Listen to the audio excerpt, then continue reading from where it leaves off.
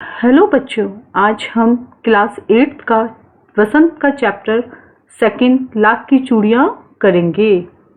इसके जो राइटर हैं कामता नाथ जी हैं, वो इस चैप्टर में ये बताते हैं कि जैसे जैसे शहरीकरण और औद्योगिक विकास हो गया है, शहरीकरण मतलब कि लोगों का शहरों की तरफ झुकाव होना, और जो औद्योगिक विकास वहाँ पर शहरों में बहुत ज़्यादा औद्योगिक विकास हो गया है, जिसकी वजह से गांव के जो छोटे छोटे उद्योग हैं वो समाप्त हो गए हैं। इस कहानी में कामता नाथ जी ने उसी दुख को चित्रित किया है।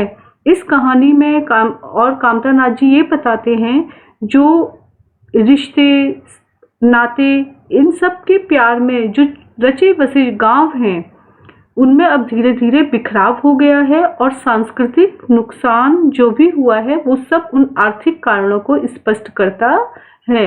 मतलब कि जैसे जैसे शहरों में उद्योगों का विकास हुआ है और लोग शहरों की तरफ आकर्षित होकर वहां पर बसना पसंद करते हैं, इन सब के चलते हुए गांव जो हैं उन सब में सांस्कृतिक बिखराव हो गया है, और वहां पर अब उद्योग समाप्त हो गए हैं और लोगों को आर्थिक दिक्कतों का सामना करना पड़ता है। वहां पर जो गांवों में जो लोगों के रिश्ते नाते, इन संबंधों में भी बहुत बिखराव आ गया है, और गांवों के उद्योग धंधे नष्ट हो जाने से वहां पर लोगों का आर्थिक विकास नहीं हो पाता है। कामता नाथ जी ने लाख की चूड़ियाँ कहानी में यही सब बातें चित्रित की हैं, और यह कहानी है एक बच्चे और बदलू मामा की कहानी है। तो चलिए बच्चों, इस चैप्टर को स्टार्ट करते हैं। सारे गांव में बदलू मुझे सबसे अच्छा आदमी लगता था, क्योंकि वह मुझे सुंदर सुंदर लाख की गोलियां बनाकर देता था। मुझे अपने मामा के गांव जाने का सबसे बड़ा चाव यही था कि जब मैं वहां से लौटता था तो मेरे पास ढेर सारी गोलियां होती, रंग बिरंगी गोलियां जो किसी भी बच्चे का मन मोह ले। वैसे तो मेरे मामा के गांव का होने के कारण मुझे बदलू को बदलू मामा कहना चाहिए था, परंतु मैं उसे बदलू मामा ना कहकर बदलू काका कहा करता था, जैसा कि गांव के सभी बच्चे उसे कहा करते थे। बदलू का मकान कुछ ऊंचे पर बना था। मकान के सामने एक बड़ा सहन था जिसमें पुराना नीम का वृक्ष लगा था। उसी के नीचे बैठकर बदलू मामा अपना काम किया करते थे। बगल में भट्टी दहकती रहती जिसमें वह लाख पिघलाया करते। सामने एक लकड़ी की चौखट पड़ी रहती जिस पर लाख के मुलायम होने पर वह उसे सलाख के समान पतला करके चूड़ी का आकार देते। पास में 4-6 विभिन्न आकार की बेलनुमा मुंगेरियां रखी रहती थी, जो आगे से कुछ पतली और पीछे से मोटी होती। लाख की चूड़ी का आकार देकर वह उन्हें मुंगेरियों पर चढ़ाकर गोल और चिकना बनाता, और तब एक एक कर पूरे हाथ की चूड़ियां बना चुकने के पश्चात वह उन पर रंग करता। तो बच्चों, जैसे कि मैंने बताया है कि यह कहानी एक छोटे बच्चे और बदलू मामा की है। तो वह बच्चा कहता है कि जो मेरे मामा हैं वह वैसे तो मेरे मामा लगते हैं, लेकिन गांव के सब बच्चे उन्हें काका कहकर बुलाते हैं, तो मैं भी उन्हें काका कहकर ही बुलाता हूँ। और वह लाख की चूड़ियाँ बनाने का काम करते हैं। उनका जो घर है वहाँ पर एक पुराना नीम का पेड़ है जिसके नीचे बैठकर वह लाख की चूड़ियाँ बनाते हैं। पास में भट्टी दहकती रहती है जिसमें वो लाख को पिघलाते हैं, और जब वो लाख मुलायम हो जाती है तो वह उसे चूड़ियों का आकार देते हैं, और जब वो चूड़ियों का आकार बनकर पूर्ण हो जाता है तो वह उन पर रंग भी करते हैं। बदलू यह कार्य सदा ही एक मचिए पर बैठकर किया करता था जो बहुत ही पुरानी थी। बगल में ही उसका हुक्का रखा रहता जिसे वह बीच बीच में पीता रहता। गांव में मेरा दोपहर का समय अधिकतर बदलू के पास बीतता। वह मुझे लला कहा करता और मेरे पहुंचते ही मेरे लिए तुरंत एक मचिया मंगा देता। मैं घंटों बैठे बैठे उसे इस प्रकार चूड़ियां बनाते देखता रहता। लगभग रोज ही वह 4-6 जोड़े चूड़ियां बनाता। पूरा जोड़ा बना लेने पर वह उसे बेलन पर चढ़ाकर कुछ क्षण चुपचाप देखता रहता, मानो वह बेलन न होकर किसी नववधू की कलाई हो। तो जो बदलू था वह जो चूड़ियां बनाने का कार्य किया करता था, तो यह बताया गया है इस पैराग्राफ में कि वह 4-6 जोड़े चूड़ियां रोज बना लेता था। जैसे ही वो जोड़ा पूरा हो जाया करता था तो एक बेलन पर वह उसे चढ़ाकर चुपचाप देखता रहता, मानो वह बेलन न होकर किसी नववधू का हाथ हो। जिस तरह से एक नववधू की कलाई पर चूड़ियां बहुत प्यारी लगती हैं, उसी प्रकार से जब वह अपनी लाख की चूड़ियों का जोड़ा पूरा कर लेता था तो एक बेलन पर उसे चढ़ाकर देखता रहता था कि ये किस प्रकार से लग रही हैं, अर्थात बहुत प्यारी लग रही हैं। बदलू मनिहार था। चूड़ियां बनाना उसका पैतृक पेशा था। पैतृक यानी कि उसके जो पूर्वज थे, जो उसके पिता, उसके दादा, वो उसके परदादा, वो सब चूड़ियां बनाने का काम किया करते थे। वास्तव में वह बहुत ही सुंदर चूड़ियां बनाता था। उसकी बनाई हुई चूड़ियों की खपत भी बहुत थी। खपत यानी कि बहुत उसकी बिकती थी। उस गांव में सभी स्त्रियां उसी की बनाई हुई चूड़ियां पहनती थीं। आसपास के गांवों के लोग भी उससे चूड़ियां ले जाते थे, परंतु वह कभी भी चूड़ियों को पैसों से बेचता ना था। उसका अभी तक वस्तु विनिमय का तरीका था। वस्तु विनिमय अर्थात एक वस्तु के बदले में दूसरी वस्तु लेना। जैसे कि बच्चों, पहले गांव में क्या चलता था कि वस्तु विनिमय के द्वारा जो है व्यापार होता था। वस्तु विनिमय होता है कि आप एक वस्तु किसी को देते हो और सामने वाले के पास जो वस्तु है वो उसके बदले लेते हो। जैसे कि अगर आपको किसी से कुछ कपड़ा लेना है तो आप उसे पैसे ना देकर, अगर आपके पास अनाज है तो आपने उसे अनाज दिया और उसने उसके बदले में आपको कपड़ा दिया। ये होता है वस्तु विनिमय। एक वस्तु के बदले में दूसरी वस्तु का जो है आदान प्रदान करना, यानी कि लेना देना। तो उसका अभी तक वस्तु विनिमय का तरीका था और लोग अनाज के बदले उसे चूड़ियां ले जाते थे। बदलू स्वभाव से बहुत सीधा था। मैंने कभी भी उसे किसी से झगड़ते नहीं देखा। हाँ, शादी विवाह के अवसरों पर वह अवश्य जिद पकड़ जाता था। जीवन भर चाहे कोई उससे मुफ्त चूड़ियां ले जाए, परंतु विवाह के अवसर पर वह सारी कसर निकाल लेता था। आखिर सुहाग के जोड़े का महत्व ही और होता है। यानी कि वह जो बदलू था वह अपनी चूड़ियों के बदले किसी से पैसे नहीं लेता था। वस्तु का देना लेना वस्तु विनिमय के द्वारा वह चूड़ियां बेचा करता था, परंतु अगर किसी का विवाह होता था तो वह पैसे लेता था, क्योंकि सुहाग के जोड़े का महत्व ही कुछ और होता है। मुझे याद है मेरे मामा के यहाँ किसी लड़की के विवाह पर जरा सी किसी बात पर बिगड़ गया था और फिर उसको मनाने में लोहे लग गए थे। लोहे लग गए थे मतलब कि बहुत ही मुश्किल से उस लोगों ने उसे मनाया था। विवाह में इसी जोड़े का मूल्य इतना बढ़ जाता था कि उसके लिए उसकी घरवाली को सारे वस्त्र मिलते, ढेरों अनाज मिलता, उसको अपने लिए पगड़ी मिलती और रुपए जो मिलते सो अलग। यानी कि अगर किसी का विवाह होता था और वहां पर वह बदलू अपनी चूड़ियां जो है बेचता था तो वह उसके बदले में वस्तुएं तो लेता ही था, पैसे भी लेता था। यदि संसार में बदलू को किसी बात से चिढ़ थी तो वह थी कांच की चूड़ियों से। यदि किसी भी स्त्री के हाथों में उसे कांच की चूड़ियां दिख जाती तो वह अंदर ही अंदर कुढ़ उठता और कभी कभी तो दो चार बातें भी सुना देता। मुझसे तो वह घंटों बातें किया करता। कभी मेरी पढ़ाई के बारे में पूछता, कभी मेरे घर के बारे में और कभी यूं ही शहर के जीवन के बारे में। मैं उससे कहता कि शहर में सब कांच की चूड़ियां पहनते हैं तो वह उत्तर देता, शहर की बात और है लला, वहां तो सभी कुछ होता है। वहां तो औरतें अपने मर्द का हाथ पकड़कर सड़कों पर घूमती भी हैं और फिर उनकी कलाइयां नाजुक होती है ना, लाख की चूड़ियां पहने तो मोच ना आ जाए। यानी कि बदलू को कांच की चूड़ियां पहनना पसंद नहीं था।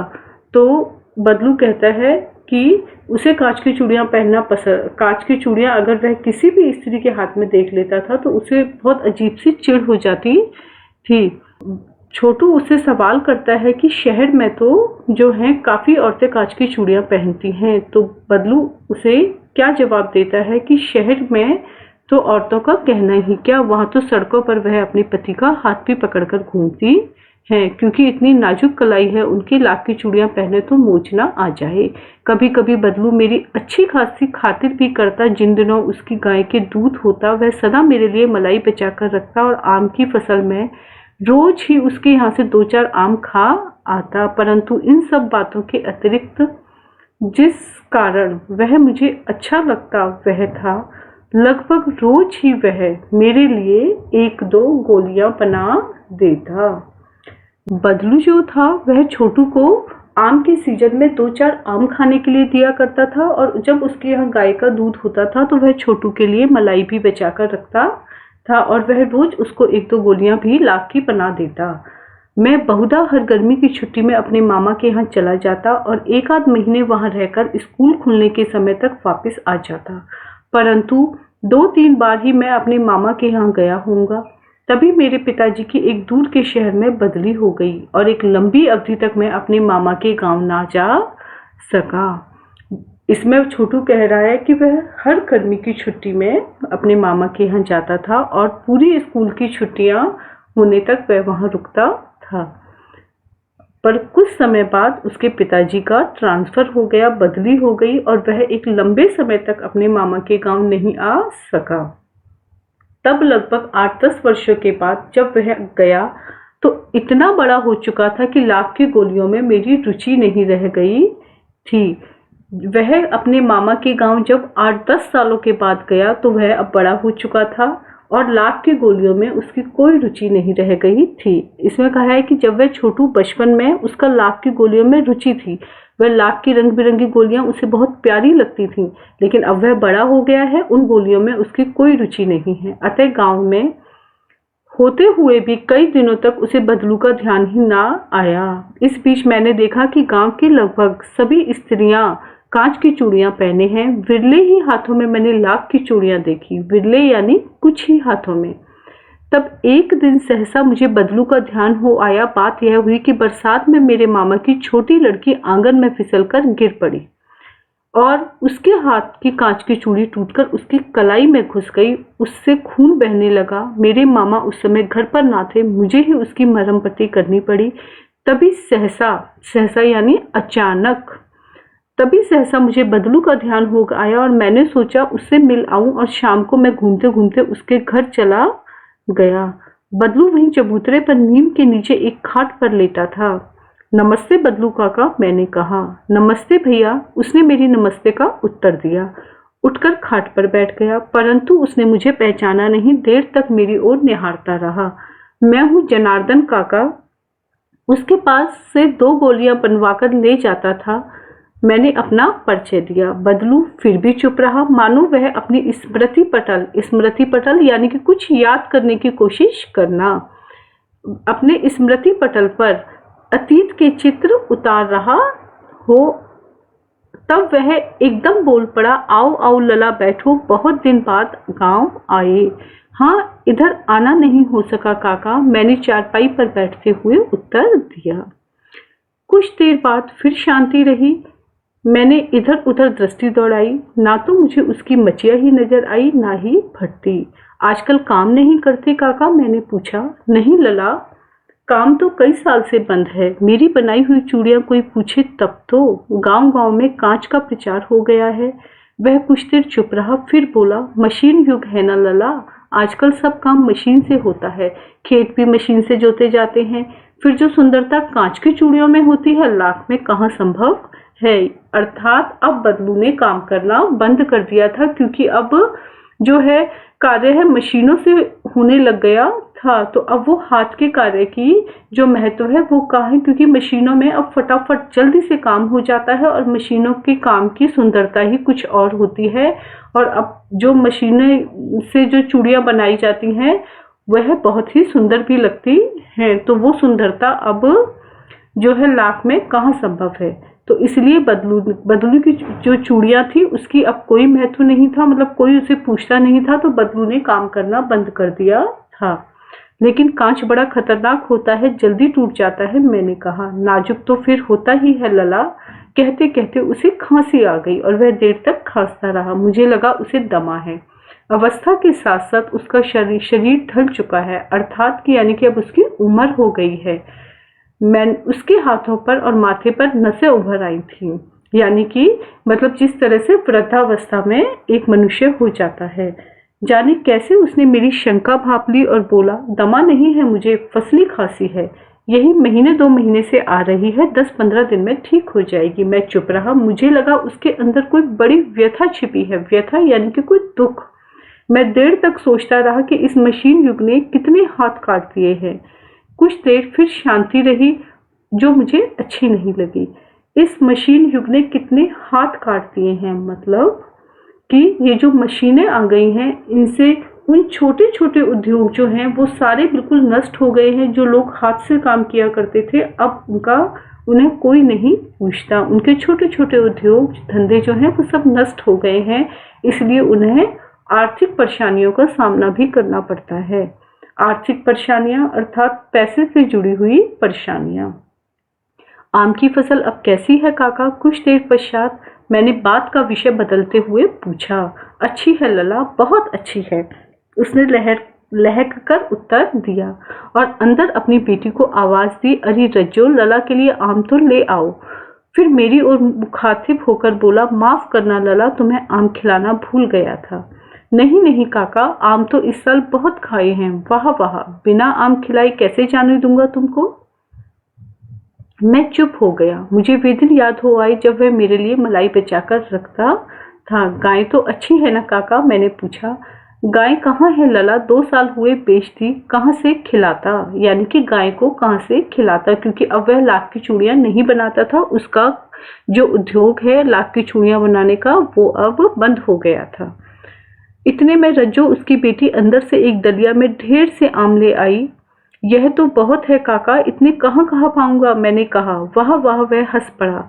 शहरी ठहरे ना, मैं तुम्हारी उम्र का था तो इसके चौगने आम एक बखत यानी एक समय में खा जाता था।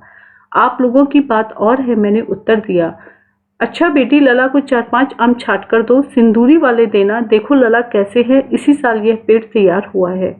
रज्जो ने 4-5 आम अंजलि में लेकर मेरी ओर बढ़ा दिए। आम लेने के लिए मैंने हाथ बढ़ाया तो मेरी निगाह एक क्षण के लिए उसके हाथों पर ठिठक गई।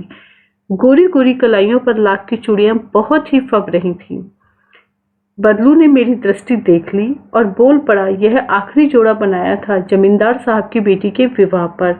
10 आने पैसे मुझको दे रहे थे। मैंने जोड़ा नहीं दिया, कहा शहर से ले आओ। मैंने आम ले लिए और खाकर थोड़ी देर पश्चात चला आया। मुझे प्रसन्नता हुई कि बदलू ने हार कर भी हार नहीं मानी थी। अर्थात जब जमींदार साहब ने अपनी बेटी के विवाह पर जो लाख का जोड़े के वो 10 आने पैसे दे रहे थे, उस समय बदलू को पैसे की जरूरत थी। फिर भी बदलू ने अपनी एक वो जिद पर अड़ा रहा, जो कि उसका पूर्व में भी स्वभाव था।